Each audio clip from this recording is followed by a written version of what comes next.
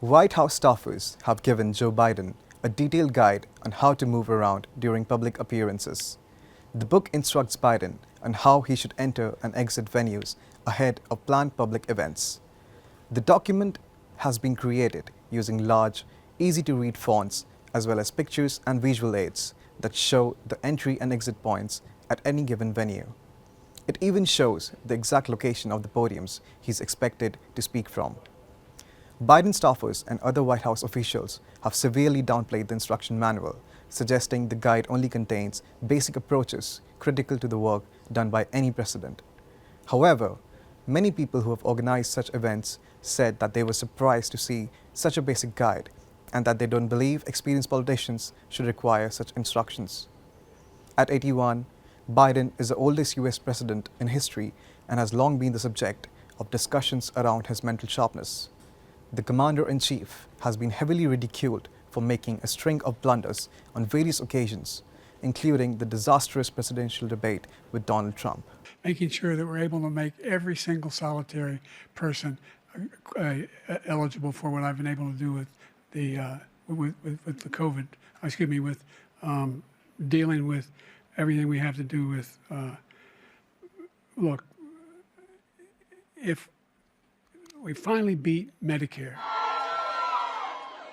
Joe, you did such a great job. You answered every question. You knew all the facts. And let me ask the crowd, what did Trump do? Lie! Yes. So, Joe, I'm going to hand it over to you because we have such a great group of supporters here. So thank you all for coming. Thank you, thank you, thank you, thank you, thank you. Appreciate it. You've been here the whole time. I see it. I see that patch there.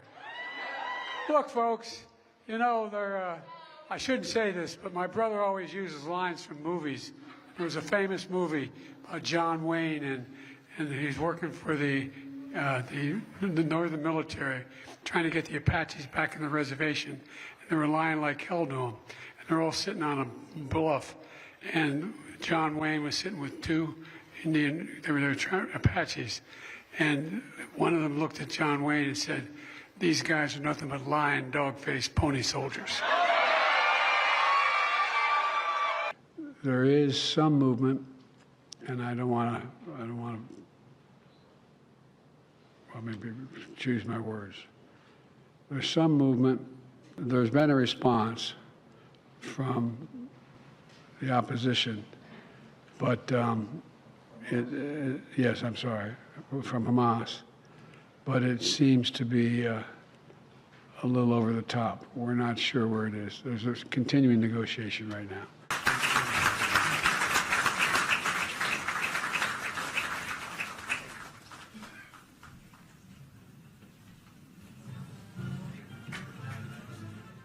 At the meeting, if you don't have a game plan. He may have a game plan. He just hasn't shared it with me. But I tell you what, I don't know about you, but I'm going to go to bed. To what extent has Vladimir Putin been weakened by recent events? It's hard to tell, but he's clearly losing the war in Iraq. He's losing the war at home. And he has become a bit of a pariah around the world.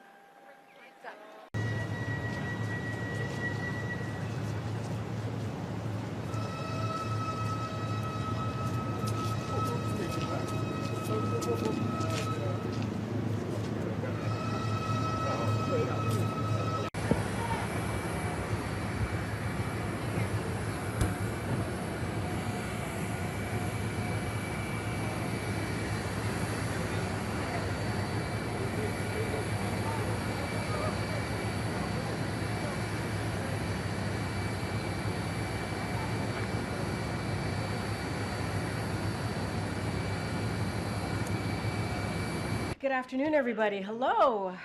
If it's not in the medical report, obviously, it's not something that the president is dealing with.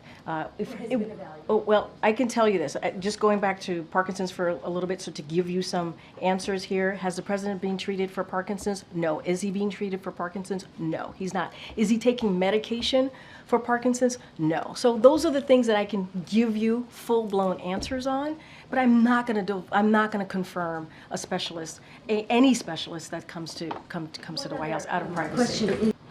The neurologists have said it is not warranted.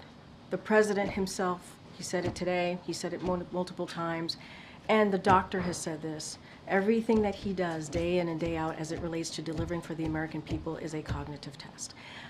And that is what the medical doctor has said. He had a check-in with, and he said this on Friday. He had a check-in with his medical doctor, which is something that he does a couple times a week, as you know, and I stated this as well. He has, for those who don't know, obviously outside of the briefing room, outside of the White House, many Americans don't actually understand this, so let's take a step back. They deal with their medical issues or physicals very, very differently. They are very, they are lucky if they get to see their doctor once or twice a year, right? They have to get in a car, they have to either take public transportation in order to make that happen. The president's medical unit is literally down on the other side of the colonnade, is just down the steps from the residence, and so a couple times a week he does a check-in, a verbal check-in with his doctor while he's exercising. That is something that happens often. Matter of fact, he did a check-in today because I know folks were going to ask about if he was tested for COVID. He was not. We are following CDC guidance. He was not tested for COVID, just to let you guys know about that one. And if he has any symptoms, obviously we would test him. To answer your point, he did not have a medical exam. He did not have a physical. He did do like a verbal check-in with his doctor a couple days after the debate, and it was very quick. It was a couple of words that were spoken to each other, and that's how we were able to give you that answer. But he did not have a medical exam. He did not have a physical. We have had a comprehensive, and I just want to take another step back, comprehensive physical examination. The president has had that. We've given a comprehensive report. We've shared that the past 3 years. Every year that he has had this exam, he sees a neurologist. And just to give you a quote from that, from the report most recently in February, an extremely detailed neurological exam was again reassuring in that there were no findings which would be consistent with any cerebellar or other central neurological disorder, such as a stroke, multiple sclerosis, Parkinson's, or ascending lateral sclerosis, end quote. So that came directly from in February in that comprehensive report that was provided by the president's doctor to me, that I share with all of you. So anyone who is watching can certainly go to our website. We cannot share names of specialists broadly, from a dermatologist to a neurologist.